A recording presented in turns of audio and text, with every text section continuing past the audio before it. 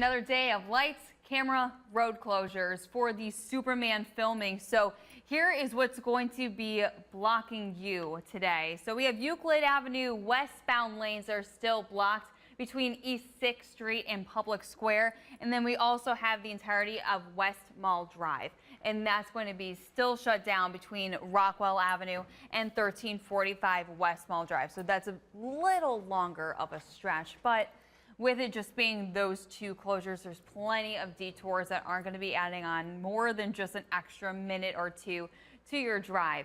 But if you're going to be trying to head in around downtown, you will be tapping the brakes for about 5 minutes. And that's because there is a broken down semi that is blocking a shoulder on 90 West, causing drivers just after Dead Man's Curve to go just 14 miles per hour, a bit slower than what you're used to as you're going to be heading around downtown before the heart of rush hour. So here's a live look. You can see drivers are heavy on the brakes. Right after this camera is where that semi is. There's no first responders that are on scene, so hopefully it'll just take a couple minutes to get that semi back up and running. But like I said, you will be tapping the brakes here, but there's no crashes that are going to be actually closing any of the lanes that you'll be driving on.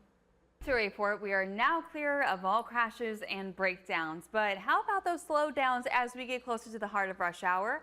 So far, like I said, we are clear of breakdowns, which means that semi that was on the right shoulder at 90 and Chester Avenue has been cleared from the westbound lane. So if you're about to be heading this way, that's not going to be slowing you down. Drivers are just seeing the usual bumper to bumper that's right after Dead Man's Curve. Speeds just around 25 miles per hour, but you're used to that. So no additional time that you're not used to will be added onto your drive.